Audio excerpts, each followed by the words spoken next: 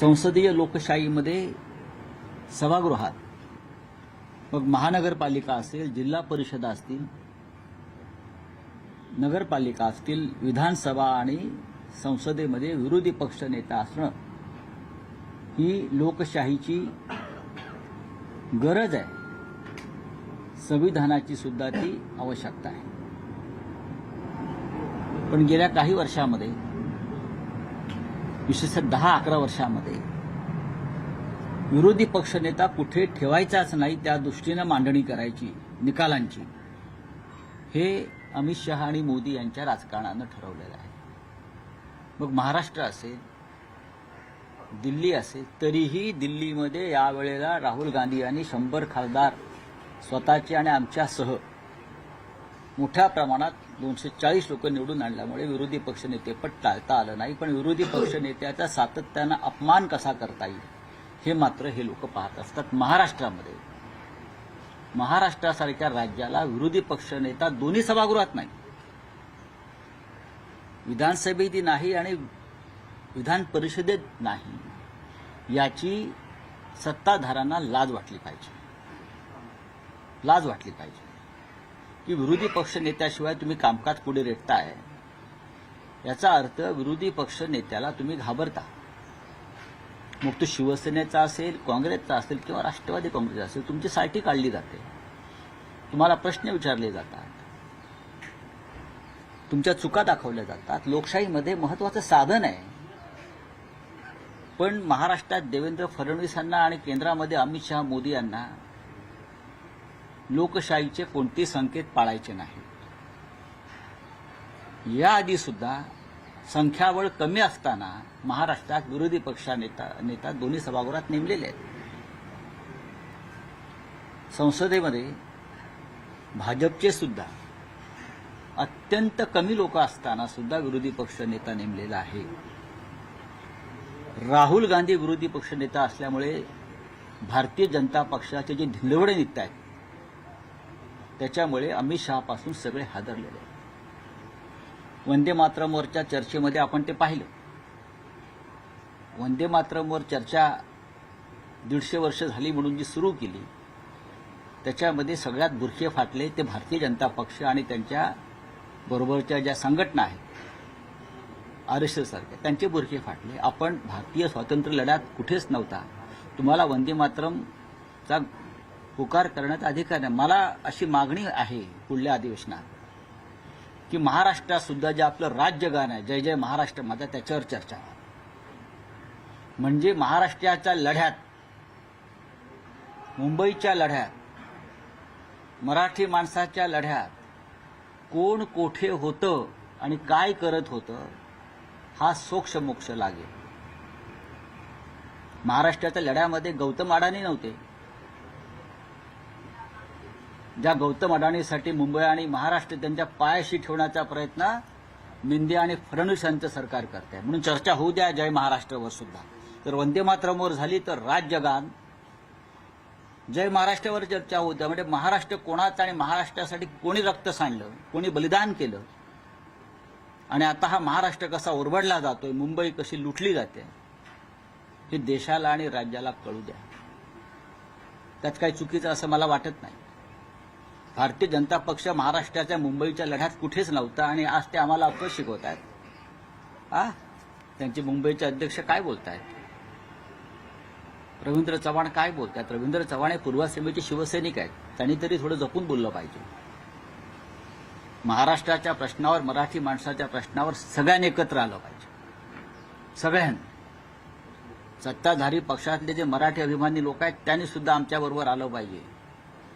आपले पक्षीय मतभेद असतील, पण आज मुंबई तोडण्याचा प्रयत्न सुरू आहे, विदर्भ तोडण्याचा प्रयत्न सुरू आहे. या राज्याचे प्रमुख मंत्री, महसूल मंत्री चंद्रशेखर बावनकुळे, जे कॅबिनेटचे महत्वाचे सदस्य आहेत, ते सांगतात विदर्भ वेगळा करण्याचे आमचं काम सुरू आहे, आमचा अजेंडा आहे. आणि देवेंद्र फडणवीस त्यावर काम करतात. त्याच्यावर मिंधे गटाचा स्वतःला शिवसेना म्हणून घेणारा एकही आमदार उसळून उठला नाही, याचा अर्थ हे अमित शहाचे मिंधे आहेत. तुमच्या कॅबिनेटमधला एक मंत्री महाराष्ट्र तोडण्याची भाषा करतो आहे, आणि तुम्ही स्वतःला शिवसैनिक म्हणवणारे बर्फाच्या लादीवर बसल्यासारखे बसून आज थंडगार लोळागोळा होऊन, याचा अर्थ तुम्ही अमित शहाच्या दबावाखाली आहेत आणि अमित शहाचा जो अजेंडा आहे मुंबई आणि विदर्भ तोडण्याचा, त्याला तुम्ही छुपा पाठिंबा देताय, हे स्पष्ट होत आहे.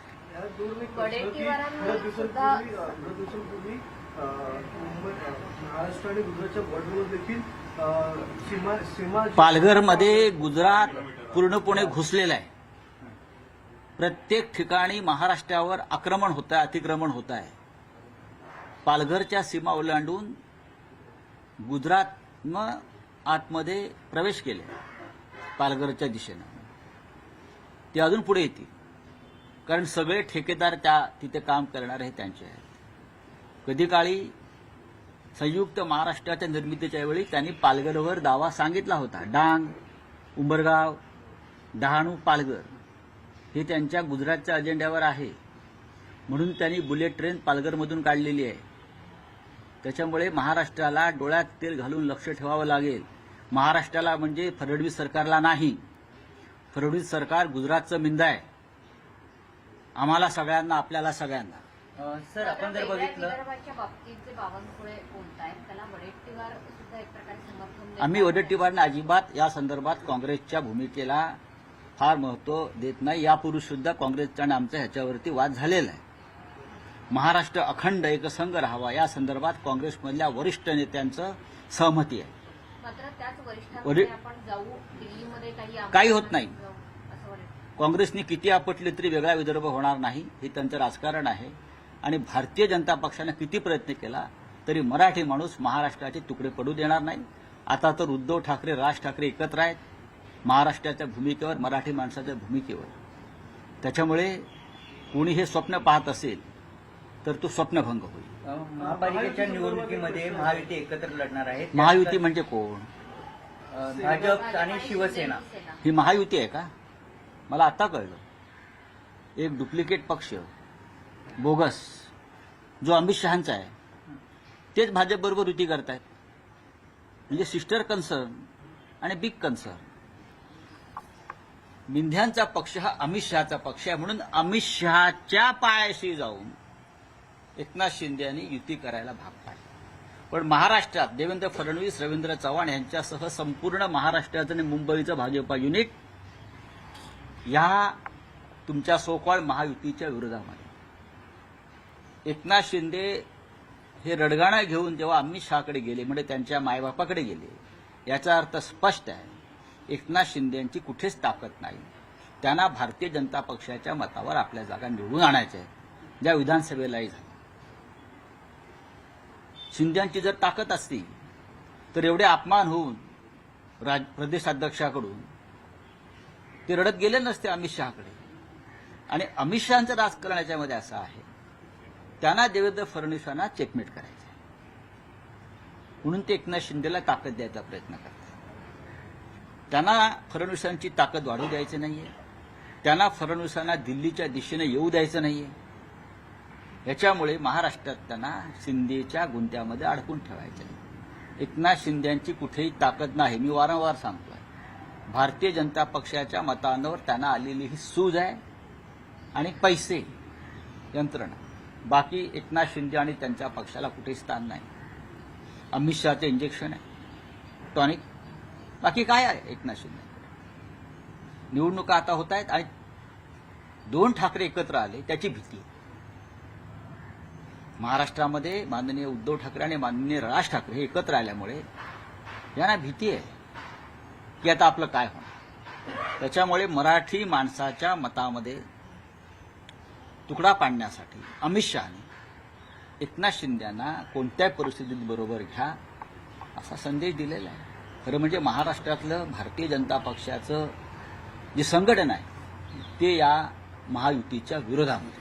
पण आपण